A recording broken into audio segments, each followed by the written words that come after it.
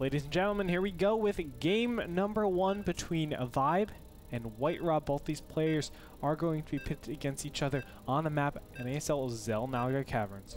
What a match to watch, man. WhiteRa, of course, the amazing Protoss that's known for his special tactics, loves Warp Prism usage, High Templar usage, does a lot of stuff like Storm Drops, etc. Whereas Vibe, standard Zerg player with crazy high APM. This guy is so fast, so you know what? With his crazy multitasking, he might have a better time defending against WhiteRa's drops. Show everybody right now. Well, that didn't, right. not quite as impressive as you were hoping, I'm guessing. Okay, hold on, hold on. Just wait, give it a little bit of time. Of course, people can't even see it because we're on the quads right now. You know, maybe 1080p. Maybe they could see it. Yeah, possibly. Actually, they definitely see what's going on. But still, you're going to see that thing. In your face, like. Excuse me. I use Neutrogena every single day. Thank you very much. Doesn't mean you don't have pores, man. It just opens them up. Okay. Makes them all fresh. I'm just saying, my skin, it's okay. It's okay? It's not great? It's okay. I'm not going to lie. Oh, it's man. right. You're not going to get any sponsorship from Neutrogena anytime soon, man. Well, maybe I can, man. Maybe you can. Look at this play, though, from WhiteRa. He is going to be going for the Forge expansion. And on a map like Naga Caverns, this can be crazy risky, man. Because if you're up against something like an 8-pool, which he's not, but if he was up against something... Oh, wait, is he? Oh, yeah, okay. I just had to double check before I said that. If you're up against something like an 8-pool, you know, then you don't really have that wall off ready. It's not like Shakira's Plateau where you could just, you know, completely wall off that ramp, something like that, to defend yourself in time with extra gateways and a Forge. No, you have a little bit of trouble, and this this wall off ends up including the Nexus. So it is a little bit risky. You'd end up needing quite a few buildings to create that full wall. But if Vibe doesn't punish it, then that'll be great for WhiteRa to actually be able to get that expansion up pretty early here. It does look like we're going to be seeing a pull first from Vibe, though. But, you know, pretty late. Was that a 15 pull, I believe? I think it was a 14 pull. Was it? Oh, I do believe so. Got those drones started. You know, the more important thing is that there's no gas, and the gas really threatens what WhiteRa is doing. It has the Baneling bust, it has the speed Zergling, so I think the gas is pretty essential in baiting as many cannons as possible from WhiteRa. That's very true. He has to worry about that speed. He also has to worry about the possibility of Baneling Bust coming in. So do you know, does that Forge actually completely block off that? Okay, it does. I wanted to make sure. It's very hard to tell from the actual graphic, but there's the Nexus going down from WhiteRa. I'm assuming he'll drop down some gateways here next to this Forge to create a wall off there. Looks like the Overlord from Vibe, but we'll be moving over to check that out. And we do have the pylon block set up, so Vibe not actually able to take that hatchery just yet. Gonna have to wait until those Zerglings come out to kill off the pylon from WhiteRa, and we'll have to wait and see. Will we see some type of gateway get put down from WhiteRa to block that for even longer right before the pylon is killed? Doesn't look like it. It looks like for now his pylon or his probe is actually being chased by that one Zergling. I don't think he'll be able to get down time. Although he is moving down back to the natural, so might be able to get that up. No, looks like he's not going to try to. You know, I would have loved this gateway actually placed down before the cannon, just because you already invest in putting that one pylon up there. Putting the pylon up there basically says you're going to use your Zerglings to go and kill this hatchery. And if there's no scout over here, it really doesn't make sense for you to put down that photon cannon. Well, you know, I agree with you in general, but the problem is that's one of those things where if you become a predictable player, like if you do that every game, and you rely on that pylon, some Zerg players are going to look at your replays and realize, wait a minute, he doesn't get that cannon, relies on that. So I can just go ahead and make some extra Zerglings, ignore the pylon, and run straight to his base. So you don't want to become too predictable in that sense, and I like that he's playing safe. But think about it, if you're actually going into that, you have no scout on if there's a cannon first or a gateway first. Well, it's such an all-in move. And you saw it with the Overlord, though, man. The Overlord was very late, though. You have no time to actually react based on when the Overlord gets there, and then, of course, if there's a cannon or a gateway placed down. Wow. I think it is actually pretty theoretically correct. It's pretty all-in if the Zerg actually goes for a 4 Zergling attack and doesn't take out that one pylon. It really stops your hatchery for quite a long time. Well, I mean, you could go take the third first. We see a lot of Zergs do that when they get pylon blocked. They just like ret.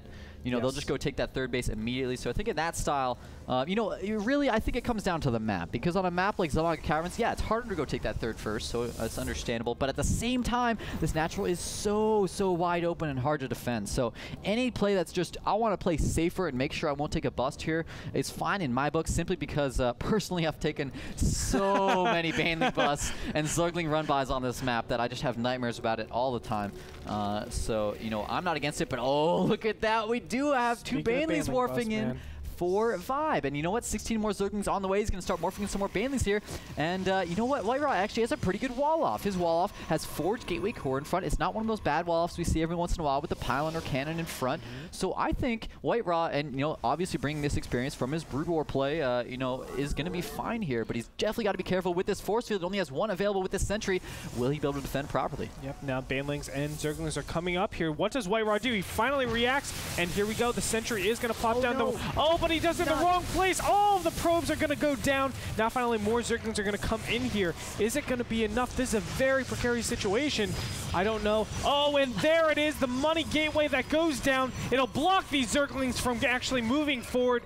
Beautiful, beautiful play, and then cancels it, saving that money. It looks like a couple Zerglings were able to get in here, but I don't think they should do too much damage now that probes are super smart.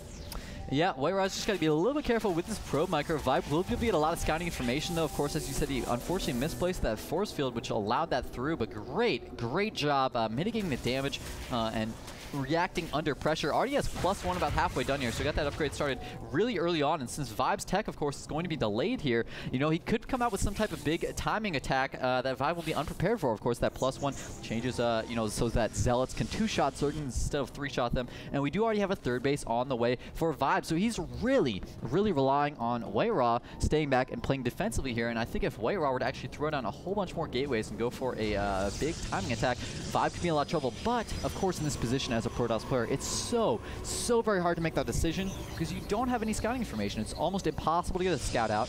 You don't know what your opponent's doing, and if they aren't going for that third and instead are just making like 30 Zerglings or something, and you try to move out with a couple sentries, you get them surrounded and you lose.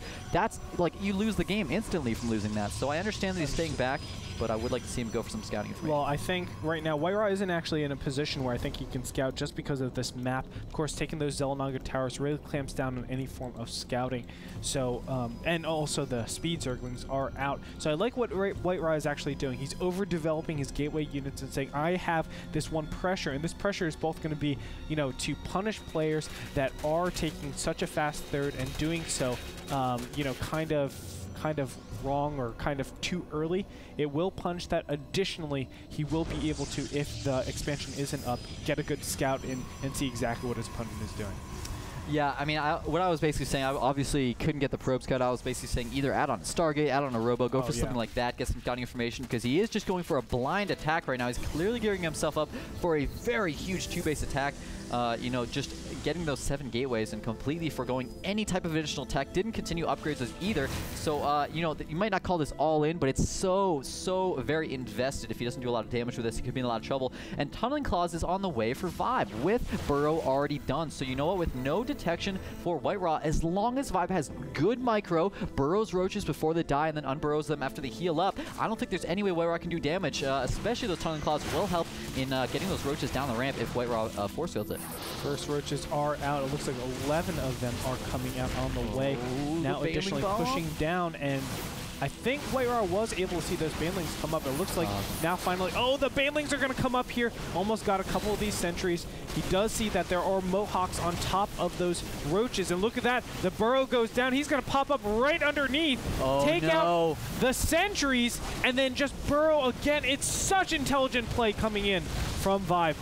Yeah, there's the re-burrow. You can just pick off sentries, which are such expensive units, and they're so weak they can die very quickly and re-burrow, get all that health back. Oh, and there's really nothing WhiteRa can do about it, but he's going to take out the third base, or excuse me, the natural expansion from Vibe, so that is good damage. But of course, the fact that he's lost all of these sentries is going to be bad for him, but it does look like Vibe maybe overdroned a bit, did not get enough any spine crawlers up, played a little bit too risky here. Now he's essentially relying fully on this burrow play to keep himself alive, desperately trying to get some more roaches and Zerglings out. I feel like he'll be able to defend this, assuming he has the good burrow micro, and he has had that great micro so far, burrowing those roaches as they start to get hurt. So WhiteRa could be in some trouble after this pushes back, but for now he's doing well. There's just too many stalkers in this position, and they're able to kill roaches as soon as they pop up. Look at that, he's just one-shotting every single roach that he targets down, so the burrow is completely negated. He can't regenerate anything because he's just getting killed. This is just absolutely madness. It looks like there's just too many stalkers. This third might be under a heavy fire, and if it is, it might go down. Yeah, that's very true. Vibe's doing an excellent job, everything he can with those burrow. That crazy high APM of his just doing very well, but it's not enough. As you said, as the StarCraft count gets higher and higher, it's getting more and more scary for Vibe, and now he might lose his third base. That's going to be, of course, back to just one mining base in the main. This is going to be terrible for Vibe. Food not falling behind as well. He's engaging with those drones and those broodlings, of course. Here comes some more roaches popping out, but I don't know if it'll be enough. It looks like WhiteRa actually getting cornered a little bit from all sides, but no burrow going on here from Vibe anymore. Perhaps just paying a little bit too much attention to his macro, and now he's lost so many of his roaches. I don't know if he can come back from this. Wow, and additional 6 Stalkers can come up from behind. Look at this. It's just way too much for Vibe to actually handle. He doesn't have any capacity to get more roaches right now, only off of one hatchery. There's the GG. Vibe is going to tap out, and WhiteRa is going to take game number 1.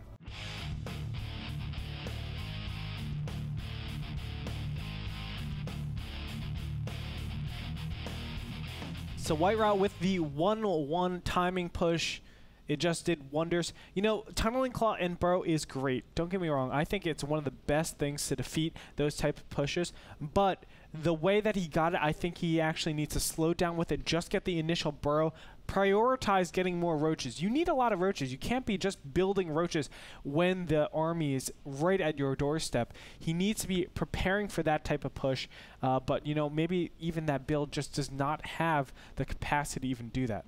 You know, I think it does. It seemed like he did just overdrone. I think so. I mean, he literally didn't have a single spine crawler at his natural. What Zerg have you ever seen in ZVP that doesn't have a single spine crawler? You know, especially on a map like Naga Caverns. Often we see Zergs with like 6 spine crawlers at the natural even. So I really think that game, a lot of it came down to scouting, the lack of scouting more specifically. WhiteRa, I mean, he went for a risky move there. He didn't have the scouting information, but it ended up paying off going for that 7-gate all in, you know, without any type of tech behind it, essentially. Essentially, he just saw, okay, my opponent just got into my base with those Zerglings, so what are they going to do? They know they're ahead. They're going to expand. So I'm going to go for this big attack to hit them, and it worked out well for him. The problem was Vibe, even though he had Overlords all around WhiteRa's base, all around the outsides of his base, he didn't actually send one in and see that 7-gate. If he had seen the 7-gate coming, sent in the Overlord, gone for the scouting, he probably would have dropped down a whole bunch of spines, stopped making drones, and make a whole bunch of roaches. Instead, he made another huge round of drones, didn't have enough roaches quite in time. And, you know, his micro was really good, but there were still some moments where, you know, there were roaches stuck on the ramp that he wasn't burrowing under. The Baneling Bomb, unfortunately, didn't work out that well for him. I think putting it on the ramp was a little bit of a strange choice. Not many Protosses would just run up the ramp and fight in the main, although some would. I think maybe just putting it in the choke point, leading down into the natural might have been a better choice. But, of course, you know, hindsight is 20/20, man. So for sure, it's hard to see that when you're actually playing the game and you don't know where your opponent's going to go. Yep, we'll see what Vibe has to do for game number 2, which is going to be coming up in a little bit. Everybody stay tuned. After this break, Vibe versus WhiteRa.